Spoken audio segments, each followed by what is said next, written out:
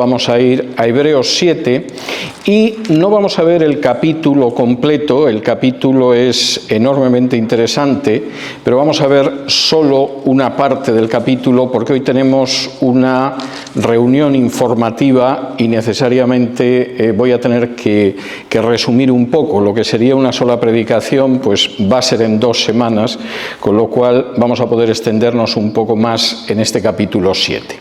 Dice el capítulo 7 lo siguiente: porque este Melquisedec, rey de Salem, sacerdote del Dios Altísimo, que salió a recibir a Abraham, que volvía de la derrota de los reyes, y lo bendijo, a quien asimismo dio a Abraham los diezmos de todo, cuyo nombre significa primeramente Rey de Justicia y también Rey de Salem, esto es, Rey de Paz, sin padre, sin madre, sin genealogía, que ni tiene principio de días ni fin de vida, sino hecho semejante al Hijo de Dios, permanece sacerdote para siempre.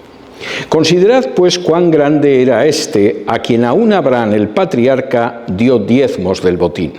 Ciertamente, los que de entre los hijos de Leví reciben el sacerdocio tienen mandamiento de tomar del pueblo los diezmos según la ley, es decir, de sus hermanos, aunque estos también hayan salido de los lomos de Abraham. Pero aquel cuya genealogía no es contada de entre ellos, tomó de Abraham los diezmos y bendijo al que tenía las promesas. Y sin discusión alguna, el menor es bendecido por el mayor, y aquí ciertamente reciben los diezmos hombres mortales, pero allí uno de quien se da testimonio de que vive. Y por decirlo así, en Abraham pagó el diezmo también Leví, que recibe los diezmos, porque aún estaba en los lomos de su padre cuando Melquisedec le salió al encuentro. Si pues la perfección fuera por el sacerdocio levítico, porque bajo él recibió el pueblo la ley, ¿qué necesidad habría aún de que se levantase otro sacerdote según el orden de Melquisedec y que no fuese llamado según el orden de Aarón? Porque cambiado el sacerdocio, necesario es que haya también cambio de ley. Y aquel de quien se dice esto es de otra tribu, de la cual nadie sirvió al altar. Porque manifiesto es que nuestro Señor vino de la tribu de Judá, de la cual nada habló Moisés tocante al sacerdocio. Y esto es aún más manifiesto si a semejanza de Melquisedec se levanta un sacerdote distinto, no constituido conforme a la ley del mandamiento acerca de la descendencia, sino según el poder de una vida indestructible, pues se da testimonio de él: tú eres sacerdote para siempre según el orden de Melquisedec. Queda pues abrogado el mandamiento anterior a causa de su debilidad e ineficacia, pues nada perfeccionó la ley, y de la introducción de una mejor esperanza por la cual nos acercamos a Dios. Vamos a acabar este capítulo la semana que viene, pero hoy tenemos que mencionar lo que cuenta en este Hebreos 7 el autor de la carta acerca del sacerdocio de Melquisedec. Hace 2 semanas dejábamos apuntados al final del capítulo 6 cómo Jesús es descrito como un sacerdote según el orden de Melquisedec. Y la pregunta que hay es, bueno, ¿qué significa eso del orden de Melquisedec? ¿Por qué Jesús es un sacerdote distinto? ¿Por qué Jesús no sigue la línea de los sacerdotes judíos? Lo que va a comentar en este capítulo 7, pero también en los capítulos sucesivos el autor de la carta a los Hebreos, es que Jesús es el sumo sacerdote. Si ustedes quisieran utilizar un término que se utiliza, por ejemplo, en la religión católica, Jesús es el sumo pontífice, el sumo sacerdote. Y lo es de una manera que es semejante a Melquisedec, lo vamos a ver esta semana, pero también de una manera que es superior a Melquisedec, y eso lo vamos a ver la semana que viene. Ahora, fíjense en este capítulo, porque esto puede parecer que es un texto muy aburrido hablando de sacerdocios, pero en realidad aquí hay cuestiones que son tremendamente relevantes, tremendamente importantes y tremendamente prácticas. Para la gente a la que iba dirigida la carta a los Hebreos solo había un sacerdocio, y era el sacerdocio levítico.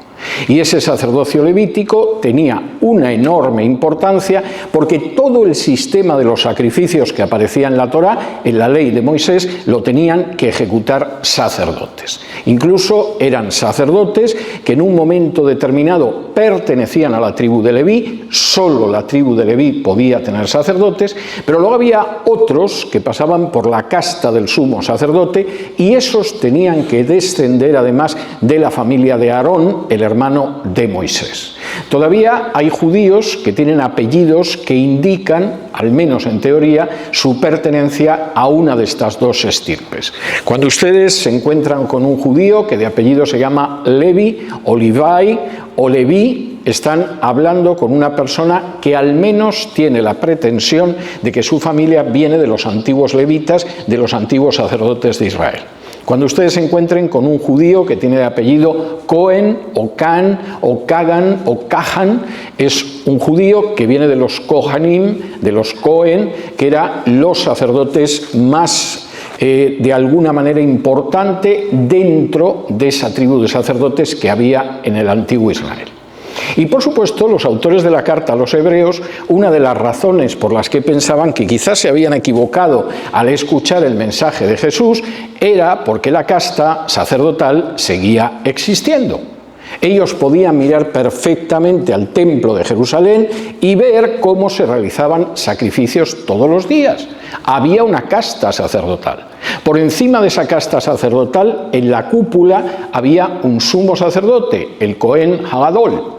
Y, por supuesto, el sumo sacerdote, además, era el único que podía pasar hasta el lugar santísimo el día de Yom Kippur, el día de la expiación, para sacrificar, ofrecer la sangre de un animal sacrificado por los pecados del pueblo. Y el autor de la carta a los hebreos dice: pues chicos, tengo que deciros que a todo ese sistema que os llama la atención, todo ese sistema del templo que todavía os atrae, le quedan dos noticiarios. Y, por supuesto, y esto es algo que veremos también en las próximas semanas, si alguien piensa que ha creado un sistema de sacerdotes que sustituyen a los sacerdotes levíticos y que pueden presentar sacrificios, como por ejemplo sucede en la Iglesia Católica o sucede en las iglesias orientales, están profundamente equivocados. No existe tal cosa. Y de hecho, tanto esta semana como la que viene, como las siguientes, el autor de la carta a los hebreos, vamos a ver cómo nos expone que solo hay un sumo sacerdote. Lo siento mucho por el Papa, que afirma que es un sumo pontífice, porque solo hay un sumo sacerdote, un sumo pontífice, que es Jesús. Y el autor de la carta a los hebreos va a empezar a decir cómo en realidad es un tipo de sacerdocio que no se parece a lo que vosotros estáis acostumbrados a ver si os asomáis por la ventana y contempláis el templo de Jerusalén, que todavía estaba en pie cuando se escribió la carta. Realmente no, es muy distinto. Jesús es de acuerdo al orden de Melquisedec. Se parece a Melquisedec en una serie de cosas, lo supera en otras que Dios mediante veremos la semana que viene. Primero, como Melquisedec, al que conocemos por el Génesis, los que han venido a las exposiciones de Génesis recordarán cómo nos detuvimos en su día en Melquisedec, Jesús no solo es sacerdote, sino que es un rey de justicia y de paz. Versículo 7, versículo 1, porque este Melquisedec, rey de Salem, sacerdote del Dios Altísimo, que salió a recibir a Abraham, que volvía de la derrota de los reyes, y lo bendijo, a quien asimismo dio a Abraham los diezmos de todo, cuyo nombre significa primeramente rey de justicia y también rey de Salem, esto es, rey de paz. Los que estuvieron en las exposiciones de Génesis recuerdan cómo en un momento determinado se produjo una lucha entre reyes de Mesopotamia en la cual cayó prisionero Lot, el sobrino de Abraham. En esa expedición que capitaneaba un rey babilónico, del que espero que hablaremos el sábado de la semana que viene en el Seminario de Arqueología y Antiguo Testamento, un rey al que Génesis llama Anrafel, pero que en la historia secular es más conocido como Hammurabi, capturan a Lot y se lo llevan. Y Abraham inmediatamente forma una milicia con la gente de su clan y sabe atacar de noche la retaguarda del ejército mesopotámico, rescata a Lot en un momento determinado y a su regreso, cuando Abraham vuelve de derrotar a esos reyes, se encuentra con Melquisedec, rey de Salem. Y el nombre es muy interesante porque Salem es la misma raíz que la palabra Shalom en hebreo, paz, y además era un rey de justicia. Primera cuestión, primer paralelo. Si algo define a Cristo es que es un rey de paz y de justicia. Si me acompañan a Isaías, capítulo 9, y es un pasaje que hemos leído en multitud de ocasiones porque es muy navideño, pero precisamente porque es muy navideño muchas veces escuchamos los villancicos y cosas por el estilo y no nos detenemos tanto en la profundidad del pasaje. En Isaías, capítulo 9, aparece una descripción del Mesías verdaderamente tremenda. Dice en Isaías, capítulo 9, y versículos, vamos a leer del 5 en adelante. Porque todo calzado que lleva el guerrero en el tumulto de la batalla y todo manto revolcado en sangre serán quemados pasto del fuego. Porque un niño nos es nacido, hijo nos es dado, y el principado sobre su hombro, y se llamará su nombre admirable, consejero, Dios fuerte, Padre eterno, príncipe de paz. El autor, Isaías, cuando está hablando de las consecuencias de que llega el Mesías, dice algo que parece absolutamente imposible. Va a haber un momento, Isaías 9, versículos 5, en que todas las botas de guerra que llevan los soldados y todo el manto, traduce aquí, se podría traducir como guerrera, como túnica, todos los uniformes militares van a ser quemados en una pira gigantesca. Y uno dice, pues no será ahora, porque pones las noticias y donde no están bombardeando están lanzando fósforo blanco y donde no lanzan fósforo blanco lo están machacando con misiles y donde no caen drones. ¿Realmente eso se va a producir en algún momento? ¿Podemos creer que efectivamente en algún momento habrá un mundo que no sea como este mundo manchado de sangre en el que vivimos? Isaías dice, sí, eso va a suceder. ¿Y por qué va a suceder? Versículo 6. Porque nos van a hacer un niño y nos van a dar un hijo. Fíjense en esto porque es importante. Isaías no dice que nos van a hacer un hijo y nos van a dar un niño. Y no lo puede decir porque es imposible si está hablando de Jesús. El hijo, que es eterno, no nos va a nacer. El hijo nos lo van a dar. Pero el niño, que tiene un principio porque es humano, porque comienza cuando nazca el Mesías, ese sí va a nacer. Nacerá un niño, pero ojo, ese niño no es un simple niño como tantos que nacen. Es un hijo eterno que nos va a ser dado. El hijo no nace, el hijo es dado. ¿Y qué caracteriza a ese personaje? Que tendrá el principado sobre el hombro. Era muy común, nosotros estamos acostumbrados a la idea de la corona que descansa sobre las sienes de un príncipe o de un monarca, pero era muy común en el Antiguo Oriente que el signo de principado fuera colocado sobre el hombro. Todavía tenemos un cierto resto de eso en esos uniformes donde hay unas charreteras que indican si alguien es general o es un coronel o es un capitán. Todavía tenemos un resto, pero en el Antiguo Oriente era muy común que efectivamente hubiera una marca en el hombro que señalaba que esa persona era un rey. A veces la marca del hombro sujetaba el manto del rey, de manera que se podía ver que era un rey. Y lo que va a pasar con él es que el principado estará sobre su hombro. ¿Y cómo se va a llamar? Se va a llamar como quien es, el propio Dios. En primer lugar, admirable. El nombre admirable es un nombre que ahora podríamos poner a un niño. Pero el nombre admirable en el Antiguo Testamento se refiere solo a Dios. Hay gente admirable a la que conocemos, hechos admirables. Pero admirable como nombre es algo que solo se refiere a Jehová. Admirable consejero. Segundo, Dios fuerte. Esa es una traducción tremendamente pálida. El término hebreo es el Gibor.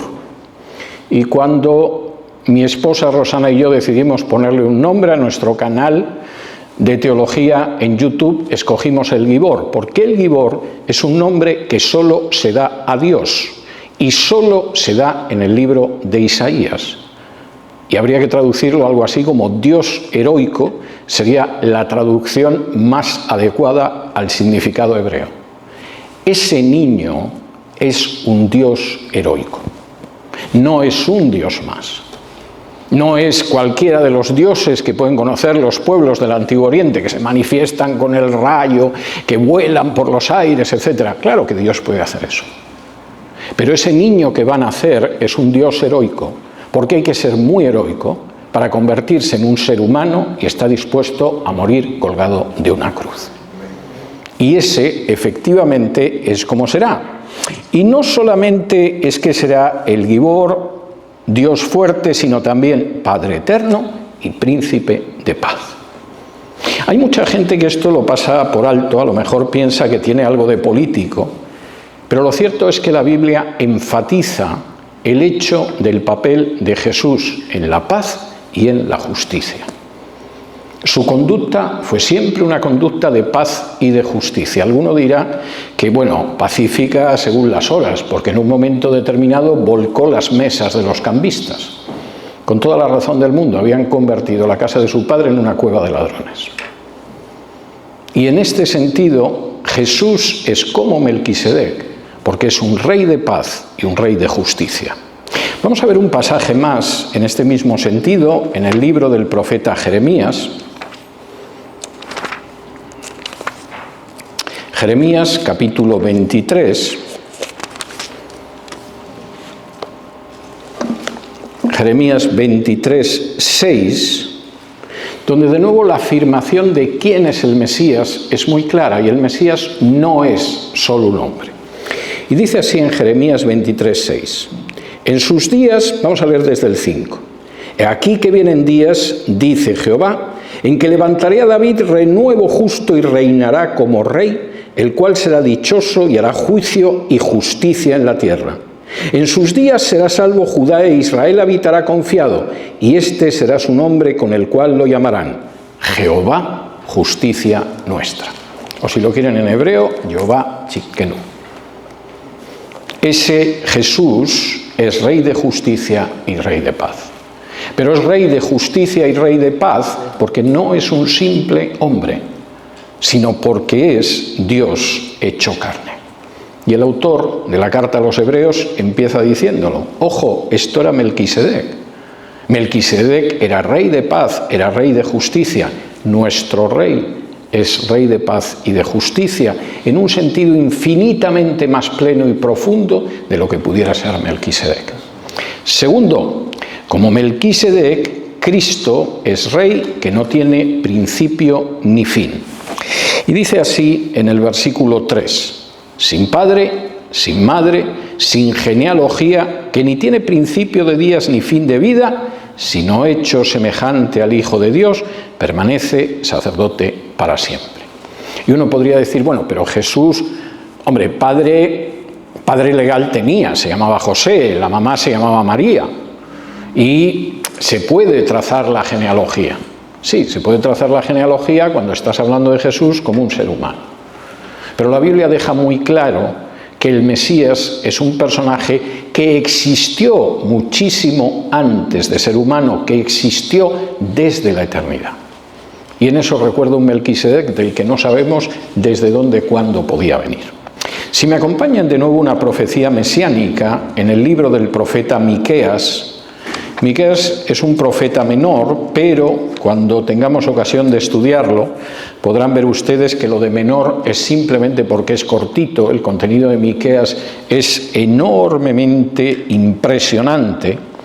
Y en el profeta Miqueas, capítulo 5, aparece una profecía que se cumplió matemáticamente en el nacimiento de Jesús como Mesías. Pero fíjense cómo formula esa profecía Miqueas.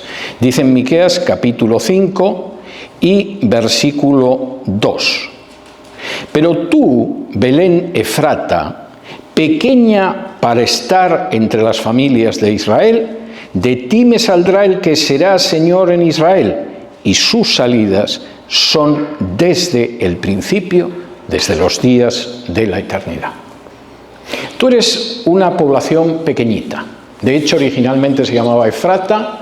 Parece que en algún momento empezó a tener una cierta producción de pan y la gente la empezó a llamar Betlehem, que en hebreo significa la casa del pan. De ahí viene nuestro nombre Belén. Y el profeta Miqueas dice, bueno, tú eres pequeñita, algo más grande ahora, por eso de que produces pan y la gente te conoce como Belén, pero de ti va a salir el Señor de Israel. Pero el Señor de Israel no es solamente un ser humano. El Señor de Israel no es que de pronto va a nacer en un momento del futuro y ahí empieza todo. No, el Señor de Israel que nacerá en ti, Belén, está saliendo desde los días de la eternidad. Antes de que este mundo fuera creado, antes de que existiera este planeta, antes de que el hombre colocara por primera vez la planta en el huerto del Edén, antes de que existiera Israel, desde la eternidad, el Mesías estaba saliendo. Y el texto en ese sentido es tremendo. Y de nuevo, el autor de la carta a los Hebreos resulta bastante claro. Sí, Jesús tiene paralelos con Melquisedec, pero fijaos en los paralelos. Eso no pertenece solo a un hombre y sobre todo no pertenece a un dirigente judío que lo único que piensa es en imponerse sobre los gentiles, en derrotar a Roma y en que los judíos estén por encima de todos. Estamos hablando del Dios que se encarnaría profetizado por Isaías, el Jehová que se encarnaría profetizado por Jeremías, el Señor que se encarnaría profetizado por Miqueas, cuyas salidas son desde la eternidad. Tercero, Jesús, igual que Melquisedec, es superior a Abraham. Versículos del 4 en adelante. Considerad, pues, cuán grande era este, Melquisedec, a quien aún Abraham, el patriarca, dio diezmos del botín. Ciertamente, los que de entre los hijos de Leví reciben el sacerdocio tienen mandamiento de tomar del pueblo los diezmos según la ley, es decir, de sus hermanos, aunque estos también hayan salido de los lomos de Abraham. Pero aquel cuya genealogía no es contada de entre ellos, tomó de Abraham los diezmos y bendijo al que tenía las promesas. Y sin discusión alguna, el menor es bendecido por el mayor. Y aquí ciertamente reciben los diezmos hombres mortales, pero allí uno de quien se da testimonio de que vive. Y por decirlo así, en Abraham pagó el diezmo también Leví, que recibe los diezmos, porque aún estaba en los lomos de su padre cuando Melquisedec le salió al encuentro. Melquisedec era superior a Abraham. Bueno, pero Abraham era el amigo de Dios. Abraham era un personaje que efectivamente recibió la promesa. Sí, todo lo que queráis. Pero cuando Abraham y Melquisedec se encuentran, Abraham le entrega los diezmos de lo que ha capturado. No es al revés. No es Melquisedec el que de pronto dice, hombre, por ahí viene Abraham, el que va a ser el padre del futuro pueblo de Dios. No. Siempre el que está por encima recibe eso. Como dice aquí, es lo que podéis ver en vuestra ley. Los levitas reciben esos diezmos según la ley. Y efectivamente, cada 3 años los levitas recibían el diezmo. Los otros 2 años el diezmo iba en otras direcciones en las que no me voy a entretener ahora. Y es así. Pero fijaos que incluso Melquisedec era tan superior a Abraham y tan superior al sacerdocio levítico, que de hecho Leví no era nada más que un descendiente de Abraham. Y cuando Abraham le dio el diezmo, los diezmos a Melquisedec, los levitas que venían de él también se los estaban dando, estaban reconociendo la superioridad de ese sacrificio de Melquisedec. ¿Pretendes, amigo autor de la carta a los Hebreos, podría decir alguno de los destinatarios, que Jesús es superior a Abraham? ¿Estás diciendo que realmente el Mesías es superior a Abraham? Y la respuesta sería, por supuesto, que sí. Si me acompañan al Evangelio de Juan, capítulo 8,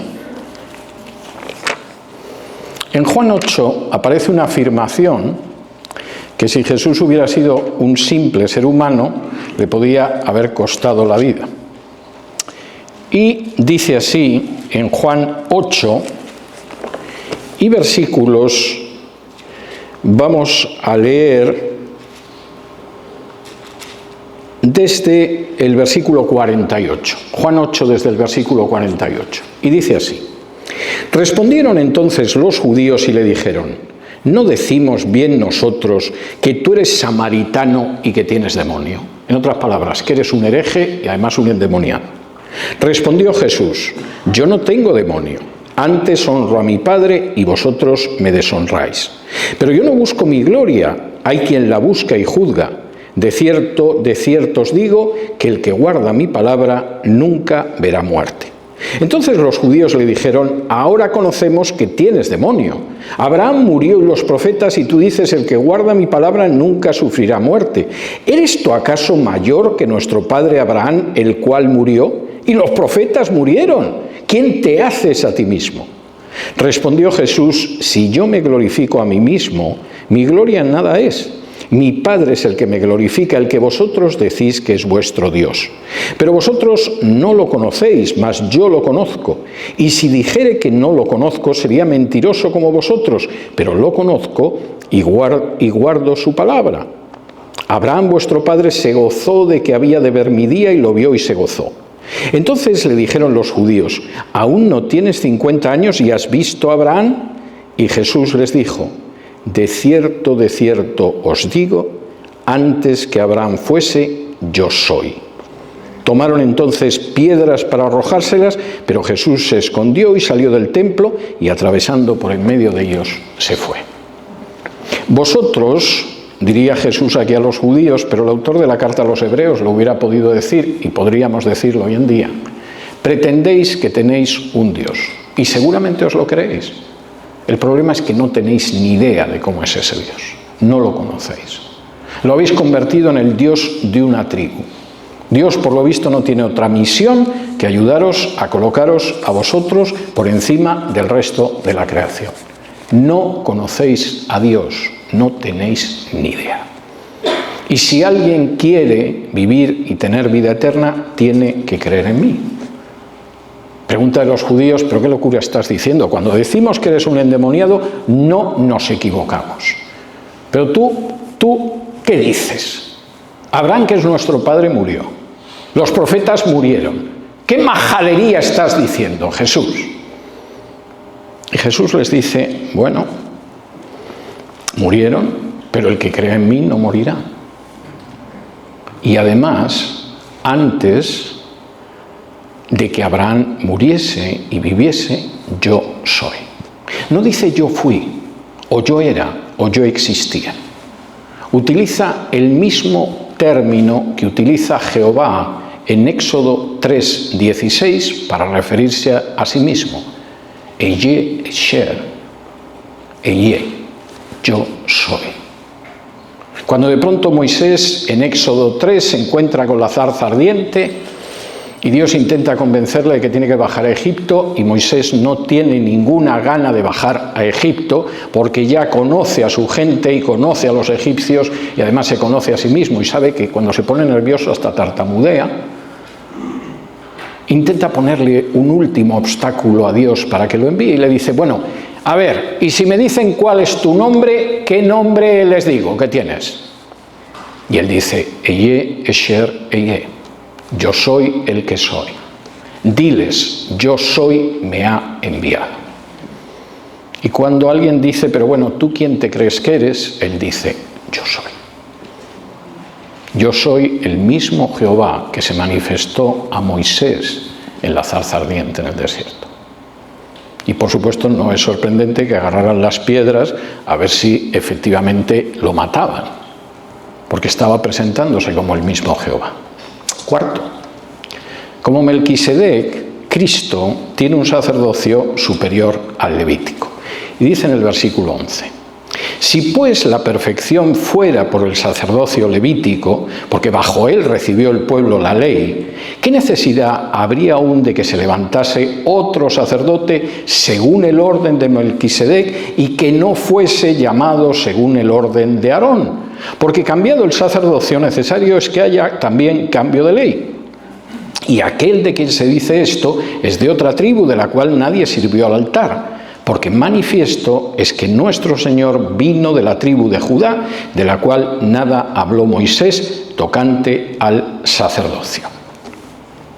Vosotros seguís creyendo en esos sacerdotes, igual que hay católicos que creen en sus sacerdotes, incluso hasta piensan que pueden convertir el pan en el cuerpo de Cristo y el vino en la sangre de Cristo, o realizar otro tipo de acciones. No os equivoquéis, solo hay un sacerdote, es según el orden de Melquisedec y es Jesús nuestro Señor. Y además os voy a anunciar otra cosa que parece que no os enteráis. Como ha habido un cambio de sacerdocio, como este sacerdocio levítico le quedan 2 noticiarios para desaparecer, no es solo que va a desaparecer el templo, es que va a haber un cambio de ley, versículo 12, porque cambiado el sacerdocio, necesario es que haya también cambio de ley. Seguramente esto a los adventistas del séptimo día, que están empeñados en que estamos todavía bajo la ley, no les gustará. Seguramente a los que se empeñan que los diezmos es un mandato que todavía aplica a los creyentes en el Nuevo Testamento, no les gustará. Y a toda la gente que les gusta disfrazarse de judíos de la Edad Media, porque piensan que iban vestidos igual que los de la época de Jesús y hacen el payaso de la misma manera que yo haría el payaso si me vistiera de piel de gamo y pretendiera que soy un cherokee, pues evidentemente a toda esta gente esto no le gustará. Pero el anuncio que está haciendo el autor de la carta a los Hebreos es muy claro. Este sacerdocio levítico se va a acabar. Ese sistema se va a acabar. El templo va a desaparecer. Y cuando pase eso, va a quedar muy claro que hay un cambio de ley, que no estamos en absoluto bajo la ley de Moisés, que no estamos sometidos a la Torá, porque cuando cambia el sacerdocio, cambia la ley. Y esto es claro, o es que no os habéis dado cuenta de que Jesús no es un levita, sino que pertenece a la tribu de Judá y según la ley de Moisés no hay sacerdotes de la tribu de Judá. Jesús tiene un sacerdocio superior al levítico que todavía os hipnotiza, como le pasó a Melquisedec.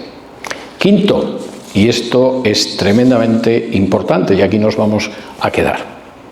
Igual que Melquisedec, Cristo tiene un sacerdocio distinto, porque es un sacerdocio para siempre, no como el levítico. Versículo 15, y esto es aún más manifiesto, si a semejanza de Melquisedec se levanta un sacerdote distinto, no constituido conforme a la ley del mandamiento acerca de la descendencia, sino según el poder de una vida indestructible, pues se da testimonio de él. Tú eres sacerdote para siempre, según el orden de Melquisedec. Esto es algo tremendamente importante y el autor de la carta a los Hebreos lo va a desarrollar más en los próximos capítulos. El sacerdocio de la ley de Moisés venía de Dios, pero era tremendamente imperfecto y por eso va a desaparecer. Lo vais a ver muchos de vosotros cómo desaparece. ¿Y por qué? Porque eran seres imperfectos, porque eran pecadores, porque tenían que ofrecer hasta sacrificios por sus propios pecados, porque se morían y porque tenía que venir un hijo, un nieto, un descendiente para cubrir la baja que se había producido por muerte. ¿Y cuál es la diferencia con Jesús? Que el sacerdocio de Jesús, como el de Melquisedec, es para siempre. Jesús no se nos va a morir. Yo he visto personas, cuando era niño, y vivía todavía en España, que de pronto se moría el párroco o lo trasladaban. Y la gente tenía una pena tremenda, porque el padre Felipe era un hombre tan bueno, ya era viejecito, se había quedado medio sordo, pero toda la vida era el que había atendido a la parroquia, bautizaba a los niños, había casado a las parejas. Y ahora de pronto había dado la primera comunión a los niños. Y ahora se moría y parecía que se les venía el mundo encima, a saber el cura que nos van a mandar ahora, etcétera, etcétera. Y por supuesto en el antiguo Israel sucedía algo parecido.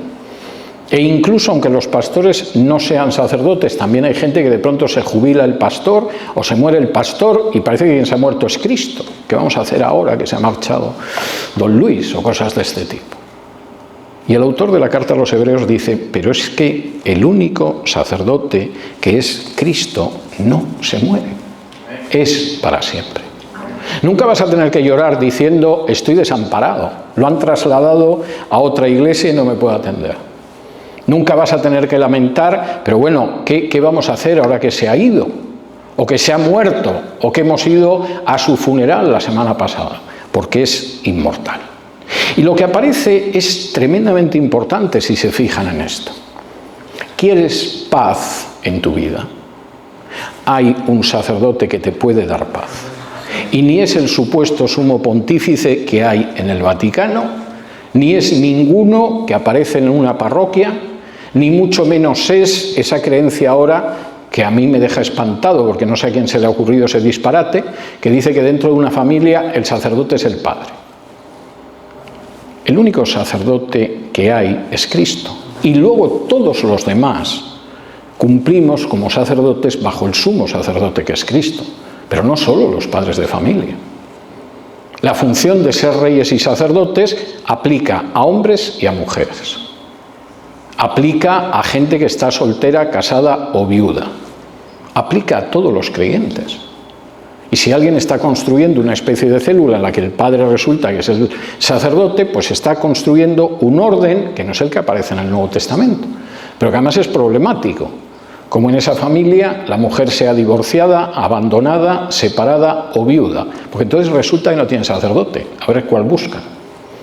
Como todas las teologías que de pronto se le ocurren a alguien, pues siempre quedan cojas si no se basan en la Biblia. Pero el autor de la carta a los Hebreos es muy claro. ¿Quieres paz y quieres justicia? Solo la vas a encontrar en Cristo. Si un día desaparecerán las guerreras empapadas de sangre, será porque Cristo, que es el propio el Gibor, el propio Dios, ha nacido entre nosotros. ¿Quieres efectivamente que en un momento determinado tu vida no sea algo limitado por la muerte de otros seres humanos? Vuélvete a ese sacerdote que es Cristo, porque Él no tiene principio ni fin. Sus salidas son desde la eternidad. ¿Quieres realmente fijarte en algo que sea más importante que el pasaporte que tienes, la nacionalidad que tienes, la raza que tienes, el país cuya bandera sirves? Piensa en Jesús, porque era superior al propio Abraham. Y por supuesto superior a cualquier rey que haya podido haber o que pueda haber. ¿Quieres saber lo que es auténticamente un sacerdocio de acuerdo al orden de Dios? Fíjate en Cristo, porque su sacerdocio es muy superior al levítico. Es más, el levítico desapareció hace casi 2000 años y no creo que haya muchas razones para llorar por ello. Y sobre todo, ¿quieres a alguien que va a interceder por ti continuamente? ¿Quieres a alguien al que puedes acudir con tus problemas? ¿Quieres a alguien que haga realidad la promesa del Evangelio de Mateo de venid a mí todos los que estáis cansados y cargados y yo os haré descansar? ¿Quieres a alguien que te dé vida y que te dé vida en abundancia, como dice el Evangelio de Juan? ¿Quieres a alguien que pueda comprender totalmente la carga que llevas encima? ¿Quieres a alguien que entienda cómo te sientes cuando te ha traicionado un amigo?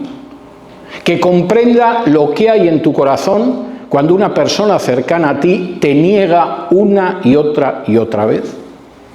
¿Que comprenda lo que es sentir la tortura, la mentira, la calumnia, el abandono? Esa persona es Cristo. Y en ese sentido, realmente, lo que dice el autor de la carta a los Hebreos es profundamente conmovedor. Hay en este capítulo 12 características de Cristo como sacerdote según el orden de Melquisedec. 5 indican que el paralelo con Melquisedec es innegable, las hemos visto hoy. Hay otras 7 que indican que, aun siendo paralelo al sacerdocio de Melquisedec, el de Cristo es muy superior incluso al orden de Melquisedec. Y eso, Dios mediante, lo veremos la semana que viene. Vamos a orar. Padre nuestro, te damos muchísimas gracias por estar aquí reunidos este domingo. Te damos muchas gracias porque nos has regalado un nuevo día de vida. Te damos muchas gracias, Señor, porque nos alimentas, porque nos cuidas, porque nos proteges. Te damos muchísimas gracias porque hoy empezamos una nueva semana y en esa semana nos concedes el privilegio de poder servirte, de poder adorarte, de poder seguirte, Señor. Te damos muchas gracias porque hoy hemos podido venir aquí y te hemos podido alabar, porque nos hemos podido dirigir a ti en oración, porque hemos podido aprender más de tu palabra, porque hemos podido tener comunión con los hermanos.